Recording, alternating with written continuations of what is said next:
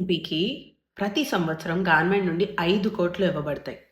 ఎందుకంటే వాళ్ళు గెలిచిన కాన్స్టిట్యుయెన్సీలో డెవలప్మెంట్ వర్క్ చేయడానికి. కానీ వాళ్ళు దేనికి ఖర్చు పెట్టారు మనకెలా తెలుస్తుంది? అందుకోసమే గవర్నమెంట్ ఒక పోర్టల్ ఓపెన్ చేసింది.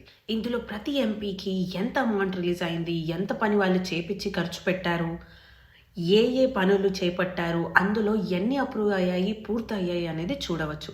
మీరు ఒక సిటిజన్గా మీ ఏరియాలో ఏదైనా డెవలప్మెంట్ వర్క్ చేయించుకోవాలి అనుకుంటే ఈ పోర్టల్లో రిక్వెస్ట్ కూడా పెట్టొచ్చు. ఇది MP LADS members of parliament local area development scheme పథకం కిందకు వస్తుంది.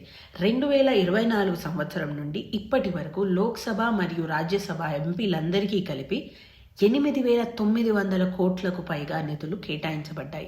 ఇందులో దాదాపు 2,000 కోట్లు ఇప్పటికీ వినియోగించబడ్డాయి. ఈ ప్రక్రియలో పారదర్శకత అంటే ట్రాన్స్పరెన్సీ తీసుకురావడానికి ప్రభుత్వం ఎంపీ ల్యాడ్స్ పోర్టల్ను ప్రారంభించింది.